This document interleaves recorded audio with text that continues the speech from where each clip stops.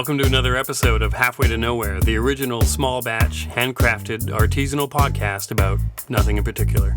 As always, I'm Nathan. And I'm Jeff. And today we are discussing The top 10 list. The top 10 list. Okay, so today is the day we're talking about the top 10 list.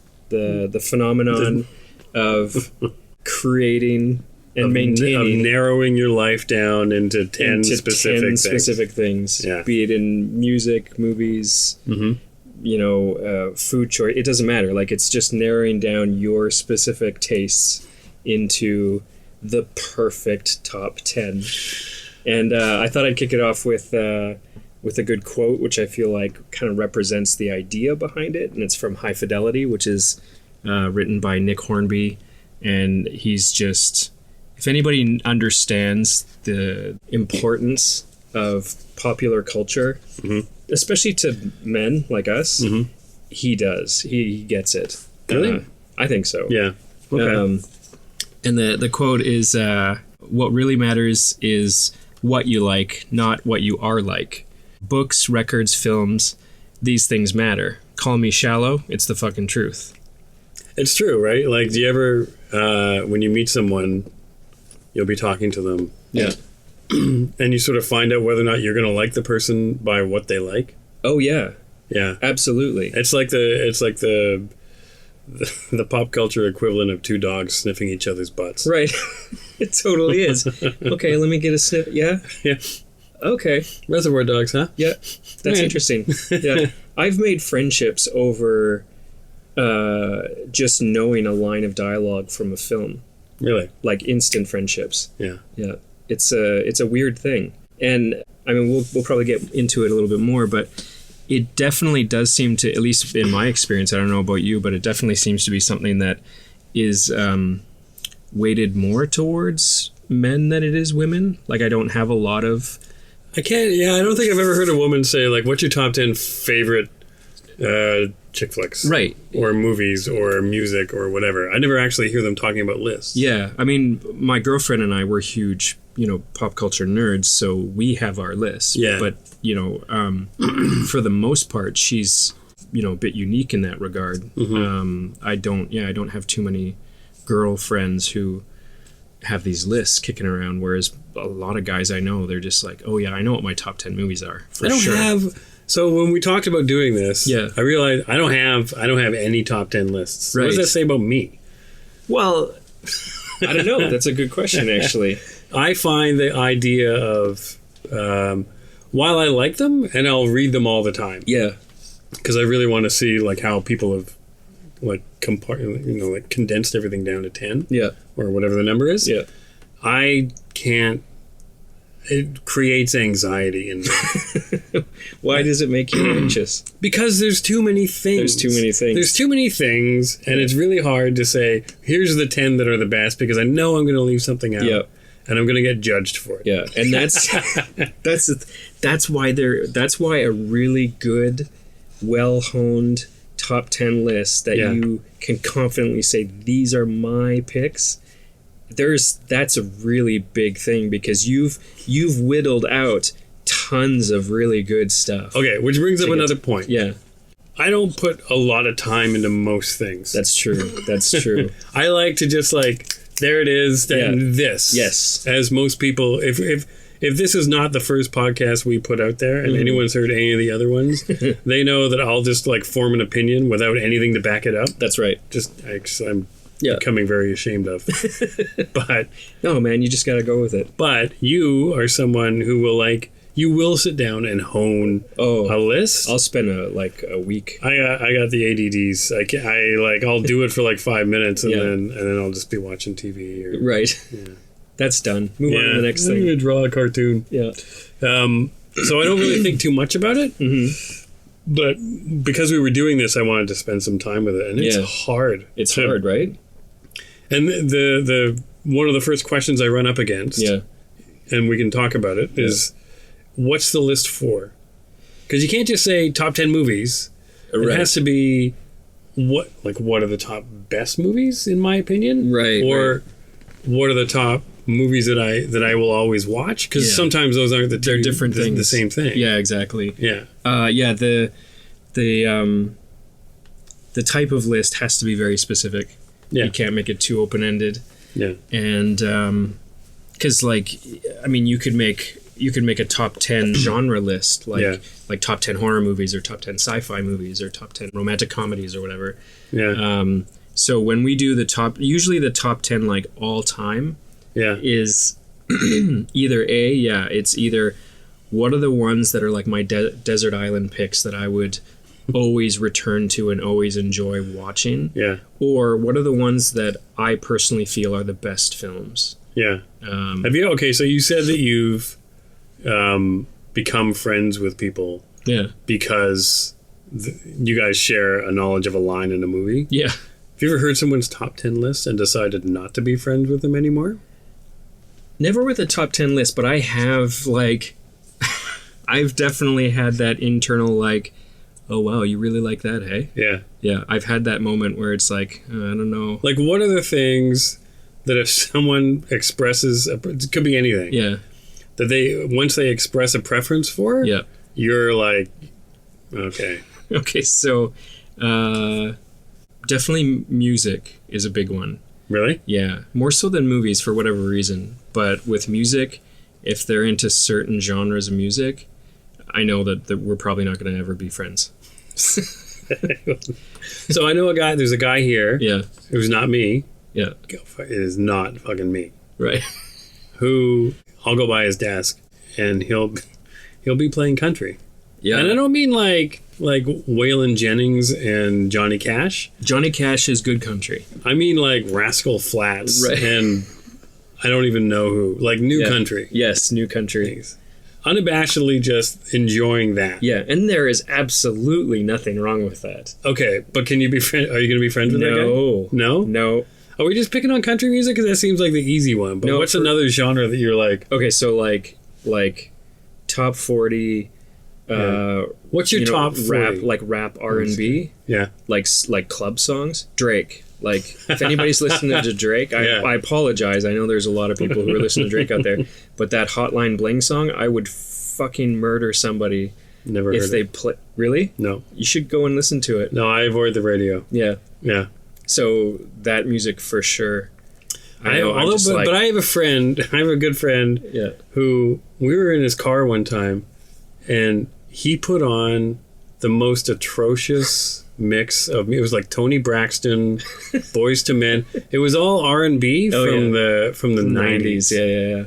I was like, what is this? What are you listening to? And he could sing along. He knew all of it. Oh yeah. It was while horrifying. It was like a really neat window into like. Well, and that's the thing. Like I appreciate like sincere passion for whatever it is that you like. If you like something, just really love it. Yeah. You know what I mean? And if you want to sing Tony Braxton at the top of your lungs while driving through traffic, go ahead. Yeah. Like, kill it. Yeah, just don't impose it on me. Well, even if it's like... Yeah, I mean, I definitely, like, if I was in the car, I'd be like, could we just turn the radio off or whatever? Yeah. But we're probably not going to have a lot in common. Yeah. Yeah. And that's what so on a deeper level, like the top 10 list and your likes, your personal, what you prefer in media, be it movies, music, books, TV, I do think it says something about you and who you are, what things you appreciate. Yeah. To get a little philosophical about the top 10 list, I do think that a really sincere top 10 list actually says a lot about you as a person. Yeah. In a lot of ways. It may not be, you may not even understand like what you're putting out there with the list, but there is something about that list that is saying something about who you are as a person. I would like to take 5 minutes to want to change a few. By the way, so I think the top 10 list where it's like, which films do you think are the best films? Yeah. That's your ideal self. That's the best you. Yeah. And then the top 10 list of films that you can just watch endlessly, that's kind of your base self.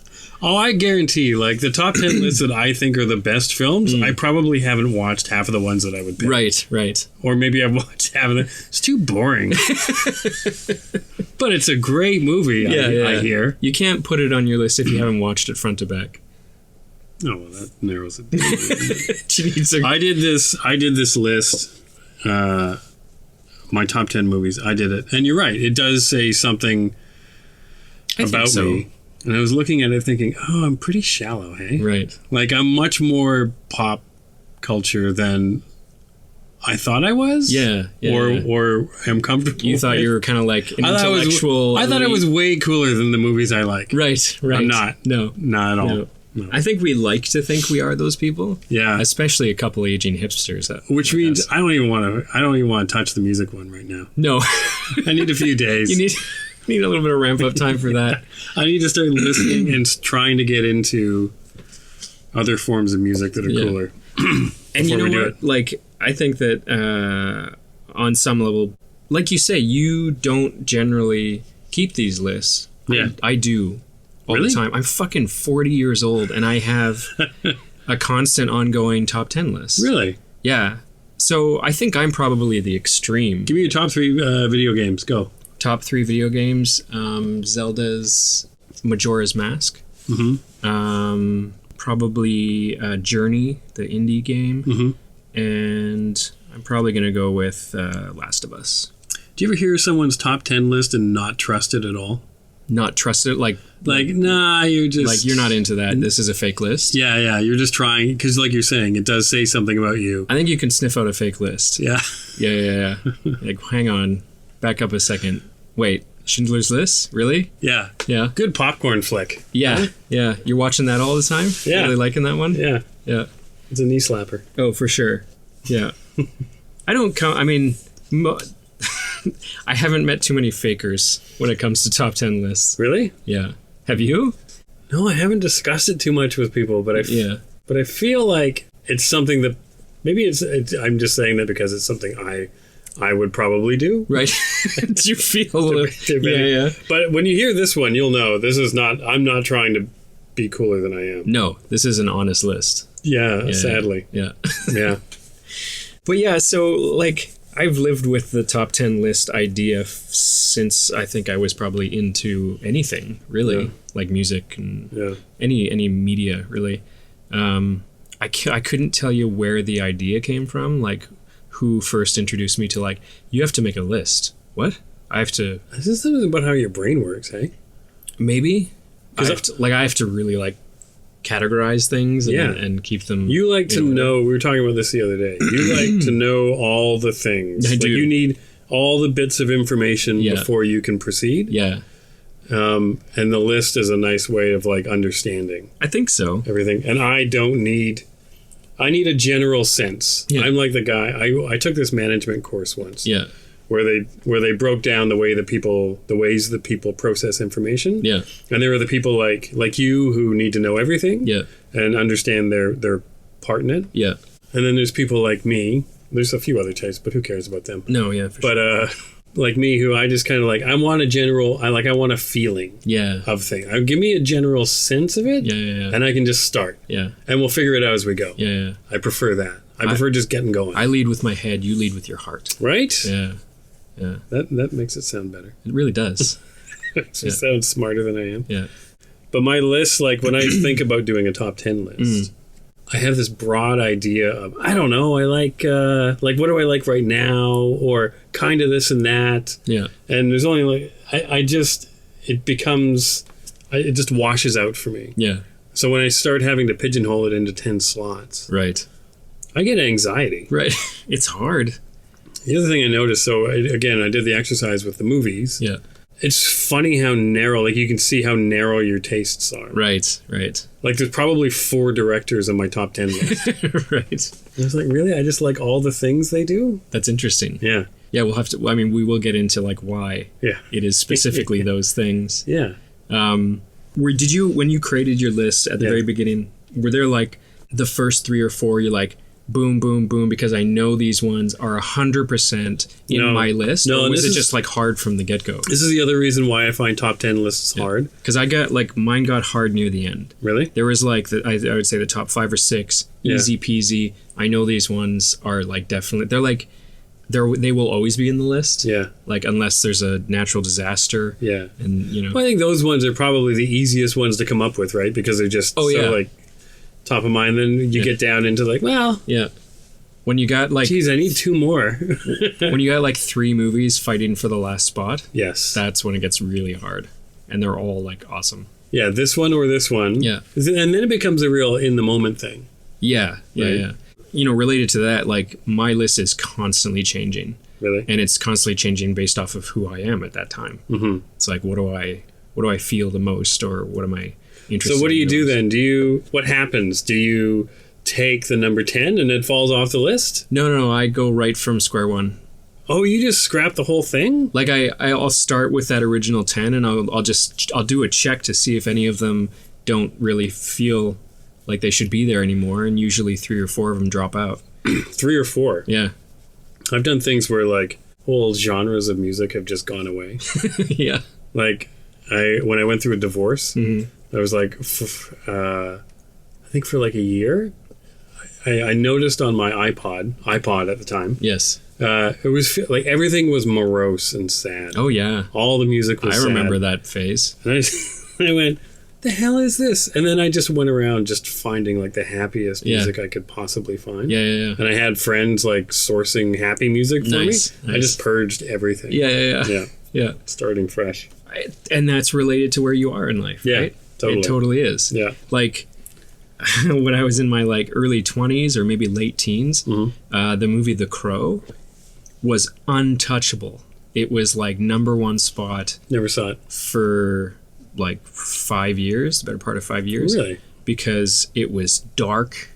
It was like really moody, great soundtrack. Talked about like death and revenge and love in the afterlife, and fuck, at that age, that was perfection. But if I could not watch that movie now. Are you okay? So are you a dark person? Would you say, or were you just going through a dark phase? Dark phase. What teenager doesn't go through the dark phase? I did a semester of art school before I dropped out. Yeah. And in that semester, we were just dabbling in animation. Yeah. And they were like, come up with a storyboard for an animation. Yeah. And I said, okay. And so I drew out this thing. So I was like, okay, cartooning, animation. Yeah. So I drew out this storyboard for this character who I think goes out into the world and gets ridiculed and humiliated and goes home and kills himself. I think that was basically it. Oh. And by the time I got to the end, I was like... So like a Looney Tunes skit. Yeah. I got to the end of it, I was like, where did that come from? Right. Totally. You just started drawing, not really realizing. Didn't realize the tone of it until I saw it. You just went home, opened the valve. Yeah. And just like, let's see what comes out. That's what came out. Yeah, suicide. Yeah. Huh. That's interesting. Go get some help. Yeah. So can I get a job at Disney with this? What's up? Yeah. Pixar. Yeah. Pixar was looking for something like that. They're a little edgier. Yeah, a little bit. Yeah. So The Crow. Yeah. Back then, fuck. And then now, okay, so that was in your top 5 for the longest time. Longest time, yeah. Right. Yeah. Until I hit probably my mid-20s or something like that. Really? And my actual taste started to kick in. And what would you say, like, give me one of your top 3 movies. We won't... Top 3 movies? Yeah. The one that never is touchable for over a decade is Lost in Translation. Oh, I was just going to say that's one of the ones that would never make my list. Really? That would make my list of best movies, but not my list of like movies I really want to watch. Oh, I can watch that. I've seen it and I endlessly. really liked it. Yeah. I don't think I ever want to see it again. Right. Yeah. That's dark. You know what it is? It's a different kind of dark. It's like an evolution. Yeah. Of that guy who liked The Crow. Yeah. To that, because I remember watching that thinking that was a pretty. Well, we're going to get into it. We're going to get into it because I think that movie is open to interpretation, which I think is what makes it interesting. But it's open to translation then. It is open to translation. Yeah.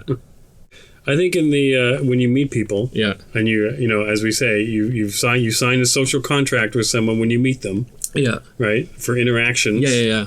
This should be on page 3 of the contract, Absolutely. right? Yeah. You got the basic sort of like human interaction, Yeah. and then by page 3, there should be like your top 10 lists. Yeah. Like there's an exchange of top 10 lists. Yeah, you just swap them, you Yeah. take a look, and everything seems to be in order. Yeah, I can work with this. Yeah. Yeah. Think of like what are your top 10 worst movies? Worst movies? That's tough because there's different types of worst. You know what I mean? Like Schindler's List for me is actually like one of the worst movies because it is fucking depressing to watch. Like when it comes to like, hey, I want to sit down and watch a movie. Oh God, Schindler's List? Are you kidding me? Did you ever No. watch Life is Beautiful? No, I didn't. I refuse to watch that movie. Yeah. I've avoided it like the plague Right. for years. But it's supposed to be really happy. Nope. No. Nope. Okay, movies I will avoid. Yes. Father-son movies. Yes. Won't watch them. It's funny too because you are not the only person. I've seen fathers who they can't go there, No. can't do it. It's too uncomfortable. One of my top 10 movies is No Country for Old Men. And after I saw that, I didn't really get the movie the first time, Yeah. like most Coen Brothers movies. So I had to... I ended up reading the book Yeah. by Cormac McCarthy. And then I went on this huge Cormac McCarthy jag for the longest time. By the way, I love his writing. Oh, he's so It's good. beautiful. Yeah, Yeah. Blood Meridian is one of my all-time favorite Oh, I should read books. that one. I Oh, haven't it's read it. amazing. And then he wrote The Road. Like, while I was in the middle of that, he wrote The Road. And I was Right. like, oh my God, The Road. Yes! Yes! So I started reading it, and by chapter, 2, when I realized it's a man and I think his son, It's his son, yeah. like, I almost threw the book across the room and it just recoiled from it. Like, never reading this. No. I know Cormac McCarthy enough to know that this is not going to end well. Did you finish it? No. Never? No. Oh, that's a good thing. No, I will never You never saved read yourself Yes. like a decent amount of heartache. Yeah, I don't need that. I don't need that. Man, there was some dark stuff in that book. Yeah, I'm sure. That's another of the worst movies, The Road. Is it? Oh, yeah. Worst, but a good movie, but like... It's got like a tiny hint of like hope at the very end. And that's Yeah. really what the Cormac McCarthy uses a metaphor of the fire. He used it at the end of No Country for Old Men. Yeah. In the that sort of like outro scene where Tommy Lee Jones was talking about his dream about his dad. Yes. And how his dad had fire in a horn and he was carrying it forward. Yes. And fire as a metaphor is used a lot in The Road as a metaphor for hope, like keeping something alive, Yes. keeping that like little glint of hope burning. Interesting. But that's it. Like it is literally a candle in a sea of darkness. Like it is so bleak. How many good... as we're talking lists... Let's switch over to music for a second. How many good albums do you think like a musician on average has in them? Oh, albums are tough. Yeah. Albums are really tough. Yeah. Even if you take songs Yeah. and you say there's 10 songs per album. Yeah. I'm talking like an album front to back. Well, that's a whole other Like animal. you Yeah. like every track. Yes. That's There's very few of that's those. like a unicorn. You know what I Yeah. mean? Like that Yeah. rarely happens. Yeah. I There's don't think it happens at all anymore, really. Like, I've got like a small handful. really? Yeah. Yeah. What's but the it's, most recent one? Grimes, actually. Really? She's from Montreal, and she came out. It was interesting too with her because she was this sort of like indie electronic, darling from I think Toronto or Montreal, Yeah. and all of her stuff was really eclectic, very Bjork-like. Yeah. And she kind of like got some popularity going with the indie circuit. Pitchfork was big on her and other websites. And then she came out with this track, sort of like just dropped a single after, like a couple of years after her last album. And it was straight up like a club top 40s. Which you love. Which I love. Mm-hmm. And man, the reaction was intense. And so you're like, okay, like she's heading that direction, no longer interested. And then she turns around like 2 years later and puts out literally one of the best albums of the year, and front to back, there is not a bad song on it. Really? Which is, like I say, it's super rare. Yeah. Yeah. But yeah, before that I couldn't tell you, because they just don't happen very often. I usually think artists have about 3 albums worth of decent content in them. Right. Yeah. Before it starts to tail off. Yeah. Yeah. It's actually really inspiring. On average. On average. Yeah. Yeah. Obviously there's going to be some bands that like buck that trend. Yeah. And there's a lot of bands that don't even make it that far. Yes. Like there's the first album, which is stunning. Yeah. And then it just nosedives after that. That must suck. That's got to be tough. Well, here's the thing with albums, and we could probably get more into this when we do our top 10 music list, but the first album is everything that you've been working on for years. Yeah. These are tracks that you've literally had since you were 16 maybe or whatever, and you finally get to release them. So you've been working on them like crazy. Like you've had the longest, sort of gestation period, development period. And then the second album has to come out in a year. All of a sudden, you have to create a bunch of new content immediately, and it has to be really good. Sophomore slump. Yeah, that's. I mean, I get it. Yeah. I think people should, and it's probably like you got to strike when the iron is hot. There's probably a lot of pressure put on you from the record label. Like you've got momentum. Let's keep it going. Get that second record out there. Yeah. But if you don't give it the time it needs, it can come out and just destroy your career. That's where I guess like if you looked at it, I would guess the first album, the third album, and the fourth album are generally the best, right, in an artist's career. Yeah. The second one would be like a bit of a slump, unless you somehow. I mean, I have seen it where artists, they just, for whatever reason, they've got something. They know how to write good music. Yeah. Like it, and they know how to do it quickly. Mm-hmm. But yeah, you're right. I think that third album, I find the third album is usually like the statement for what the band is going to be in the long term. Yeah. If they don't come out with something that is, really who they are, sort of like a really defining version of their sound, and really starting to lock down their songcraft. Yeah. Like if they don't establish that in their third album, then they're probably done. Mm-hmm. Yeah. Yeah. Do you want to actually do our top 10 movie lists? I think we should. Okay. I think we should do rock, paper, scissors for who goes first. Okay. Because this is another thing I don't like about top 10 lists. Yeah. Put mine out there first. Yeah. Because then you just say your thing. Yeah. And then everyone, I always think people have just some time to adjust. Right. To yours. Yeah. Because I totally would. Well, which one do you want to go first? You go first. Okay. I'll go first. Are you starting from the top or the bottom? Well, I didn't actually do it like, in priority order. Really? Yeah. Oh, well, maybe that's why I don't like top 10 lists, because I feel like I have to go from 1 to 10. No, like I would say that they're all number ones for me. They're all, okay. They're all winners. Because I was like, I have like 10 number. Oh, really? 10 top threes, basically. Right. Yeah.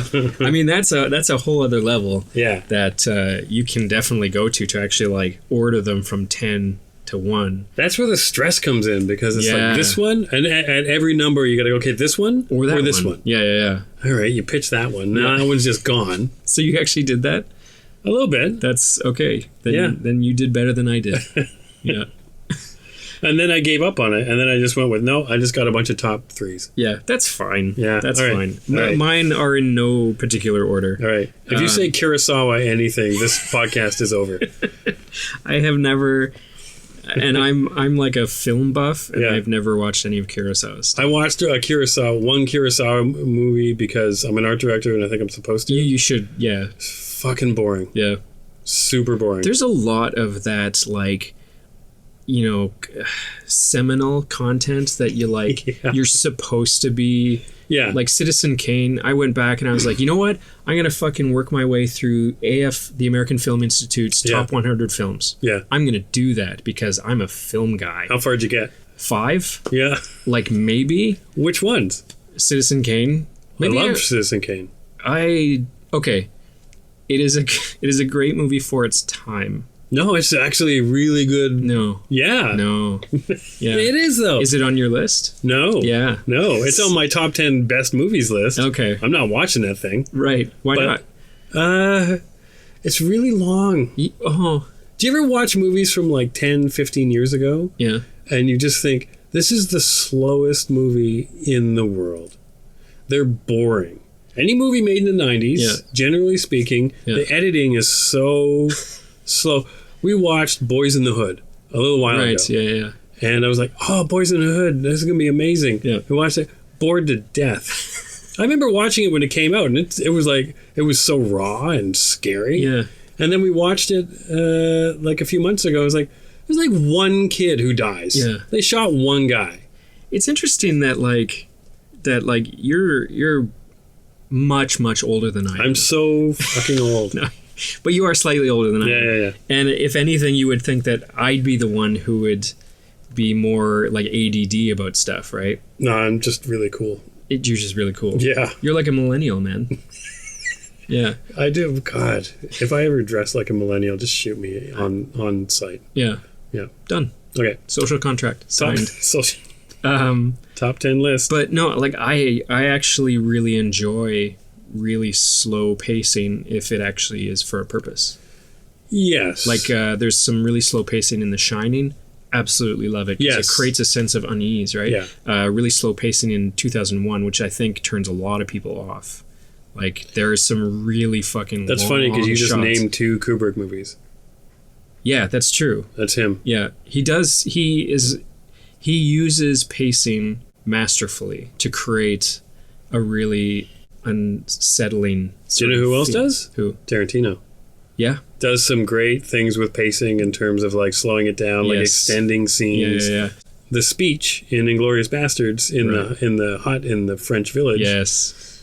That was amazing. Yeah. Builds tension. Yeah. Okay, sorry. Anyway, go. Okay. All right. My list. Top 10 list. Yeah. Movies that you will watch. You like. I like these movies, and I think they are the best movies. This isn't my guilty pleasure list. This One is more thing on top 10 list that I need to say. Yes. It's weird that, okay, so when we say the best, I was thinking about this list and I was thinking about the Oscars. Oh, yeah. And I was thinking I have this fundamental problem. Yeah. Or I think it's weird, I guess. Yeah.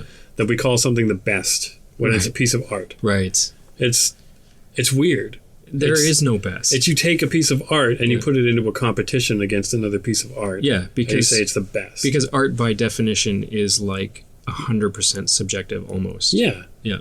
Like obviously there's skill involved in artistry, but at the end of the day, art is an expression of an idea. Yeah. And whether or not it resonates with one person or another is completely subjective. Like if you took all the best picture nominees, the film cans, and rolled them down a hill, and the first one across the line was Best Picture. That would be a good way to do it. That's the best, fastest movie of the year. Absolutely. Yeah. Yeah. That would make more sense to me. And even better would be if people chased the cans down the hill to see if they could beat them down. No, you send the directors after the cans. Yeah. So that's the best director who makes it across the line first. Dude, that would make the Oscars. I would watch the Oscars. But they have to do it in gowns. Yes. Even the men. They have to walk the red carpet in the gown that they're going to run down the hill in. Yeah, exactly. Yeah. And they're limbering up and getting ready. Stretching. Yeah. What are you running in tonight? Dolce & Gabbana. Looks fabulous. Yeah. Can't wait to see it on the hill. A lot of spandex in that tux. Right. Yeah. Yeah, you need something with stretch. Yeah. That's our show for today. Thanks for listening. If you like this and you want to hear more, click subscribe below. And if you want to see more of Jeff's work, you can follow him at jeff.coates on Instagram, Jeff Coates on YouTube, and you can go to his website at satochicken.com.